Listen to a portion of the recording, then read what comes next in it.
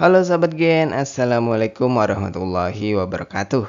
Di video kali ini kita akan membahas kunci jawaban biologi kelas 11 bab 6 pada tugas Ayo Berpikir Kritis aktivitas 6.13 pada halaman 199 sampai 200 di buku biologi kurikulum merdeka pegangan kalian. Jadi, ayo kita bahas bersama mengenai soal atau perintah yang ada di tugas kali ini, Gen.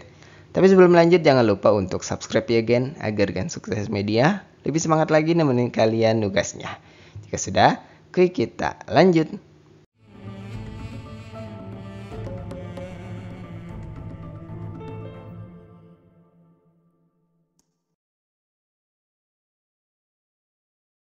Baik, kita langsung pada inti pembahasan. Kalian bisa simak pembahasan berikut ini untuk masing-masing pertanyaan yang ada. Tentunya setelah kalian membaca artikel yang tertera di link tersebut, Gen. Akan tetapi, kalau kalian langsung salin link yang tertera di teks tugas, maka link tersebut sudah error.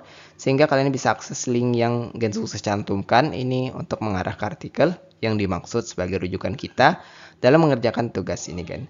Jadi kita masuk pada soal pertama berikut ini.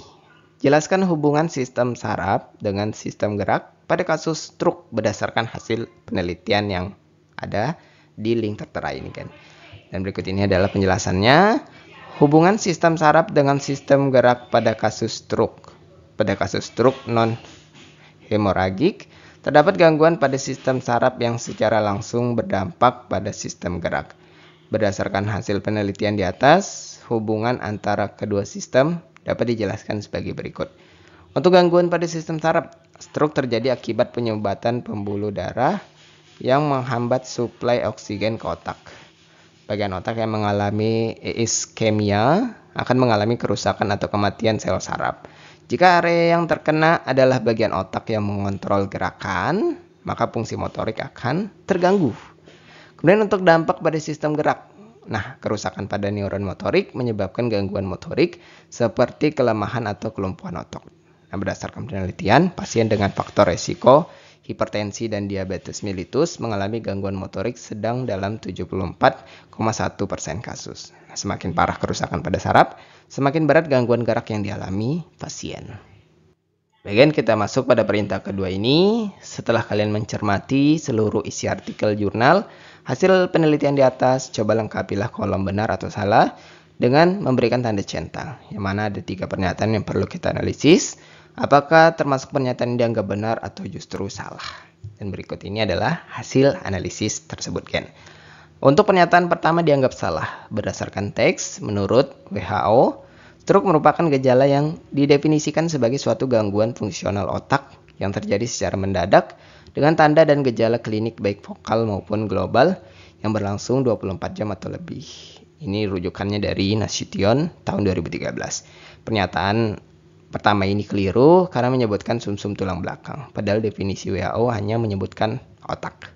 Kemudian untuk pernyataan kedua dianggap benar berdasarkan teks hasil analisis perbandingan stroke non-hemoragik dengan hipertensi dan diabetes mellitus terbanyak pada pasien yang memiliki riwayat hipertensi dan diabetes mellitus dengan gangguan motorik sedang sebanyak 20 pasien. Itu persentasenya adalah sebesar 74,1%. Untuk pernyataan ketiga ini dianggap benar berdasarkan teks analisis diketahui bahwa hasil analisis perbandingan gangguan motorik penyakit stroke non-hemoragik dengan penyumbatan terbanyak pada gangguan motorik sedang, yaitu berkisar 27 pasien, persentase 90%. Kemudian kita masuk pada perintah ketiga berikut ini sebagai perintah terakhir kita di sesi tugas kali ini. Berdasarkan hasil dan pembahasan penelitian di atas, silakan kalian tentukan setuju atau tidak setuju, setelah berikan alasan yang logis pada kolom berikut. Salinlah di buku tugasmu. Bagian ada 2 pernyataan yang perlu kita analisis. Apakah termasuk pilihan kita setuju atau tidak setuju? Tentunya berdasarkan alasan.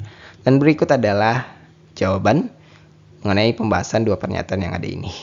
Untuk pernyataan pertama tentu tidak setuju, karena berdasarkan penelitian, hipertensi memang merupakan faktor risiko utama stroke, tetapi penyebabnya lebih luas, tidak hanya karena konsumsi daging domba. Faktor lain seperti pola makan tinggi garam, obesitas, stres, dan gaya hidup tidak sehat juga berkontribusi terhadap hipertensi yang dapat menyebabkan stroke. Kedua, ini kita bisa pilih pada kondisi setuju. Di mana penelitian menunjukkan bahwa pola hidup sehat termasuk diet yang tepat mengurangi resiko hipertensi dan diabetes mellitus yang merupakan faktor utama penyebab stroke. Mengurangi konsumsi garam, lemak jenuh, serta meningkatkan asupan buah dan sayur sangat penting untuk mencegah stroke.